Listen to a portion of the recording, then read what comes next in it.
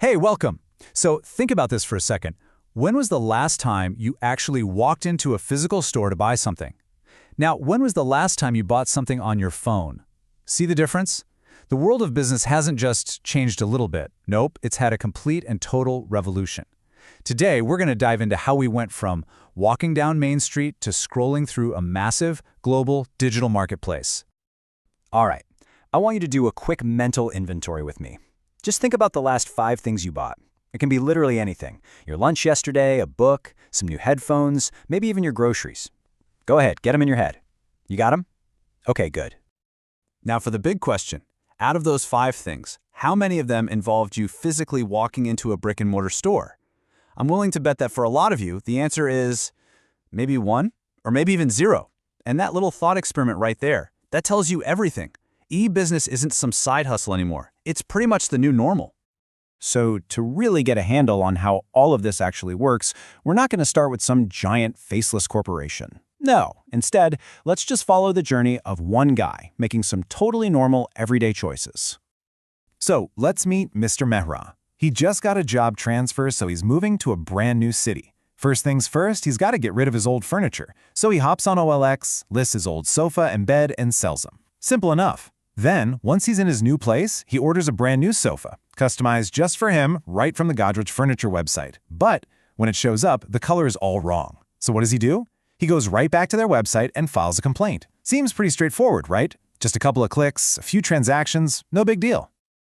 Well, what looks like a simple series of events on the surface is actually the perfect example of the different ways e-business works. Mr. Mehra, probably without even thinking about it, just took part in 3 totally different kinds of electronic commerce. So, you know what? Let's break down this e-business alphabet piece by piece.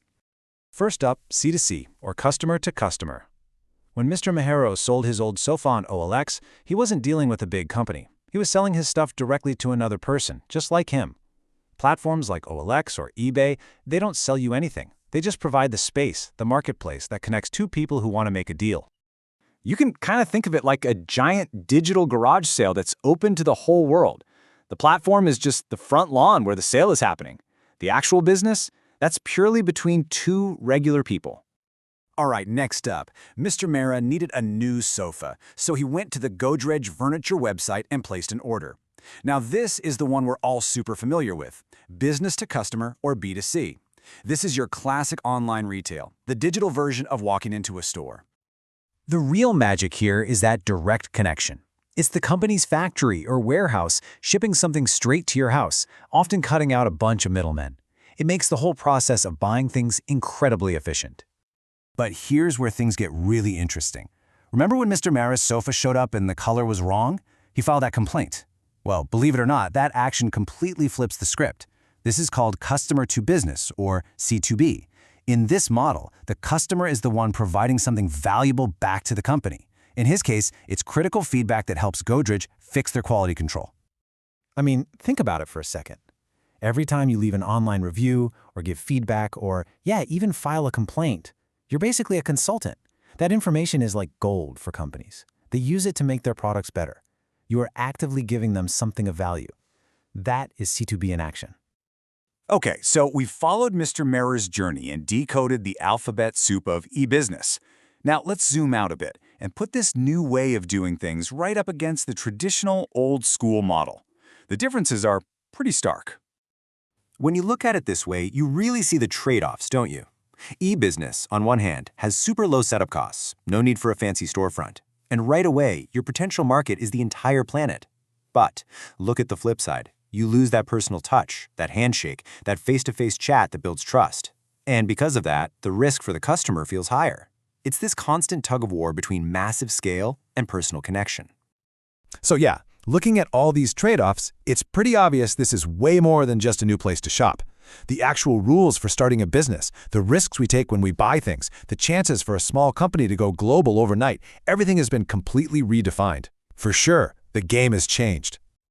Now this digital revolution doesn't just change things for us, the customers. It totally transforms how companies run themselves on the inside. To keep up in this online world, businesses have had to get really smart about what they do themselves and what they pay someone else to do. And that brings us to a huge strategy: outsourcing. So let's talk about outsourcing. Imagine you're amazing at designing and making high-quality laptop bags. That's your thing. But you're not so great at, say, advertising. Instead of trying to become an ad expert overnight, you just hire an advertising agency to handle it for you. You've just outsourced a non-essential part of your business to a specialist. Godrej is great at making furniture, right? But they probably outsource the shipping to a logistics company that's an expert in getting that sofa to your door. And why do companies do this? Well, it all comes down to focus, expertise, and of course, cost. It lets a company really double down on what it does best while bringing in pros for all the other stuff. And yeah, it often saves a bunch of money. But, and this is a big but, there's one golden rule. You never, ever, ever outsource your secret sauce. The core thing that makes your business special, that has to stay safe, right there, in-house. Of course, with all this amazing convenience and speed comes a whole new set of worries. The digital world is full of incredible opportunities, for sure, but it's also packed with risks. So, the big question is, how do you stay safe out there? Take a look at the typical journey of an online purchase. When Mr. Mehra typed his credit card number into the Godrej website, he was putting his trust in their security at that specific moment. But the truth is, every single step, from the moment you land on a website, to the checkout page, to the shipping process, and the final delivery, every click has a potential security risk. Your personal data is potentially vulnerable the whole way through. So what can you do about it? Well, here's a super simple 3-step safety check you should do before you buy anything online. First, look for the lock. Up in your browser's address bar, you want to see a little padlock icon, and the address should start with HTTPS. That S at the end is crucial. It stands for secure. Second, research the retailer. If it's a company you already know and trust, great. If you've never heard of them, be a little skeptical. Maybe start with a small, cheap order just to see if they're legit. And third, and I know it's boring, but take 30 seconds to find and skim their privacy policy. You should know exactly how they're planning to use and protect your data. So, we've seen how e-business has made our lives faster, often cheaper, and definitely more connected globally. The convenience is absolutely undeniable, but it does leave us with one last really big question to chew on.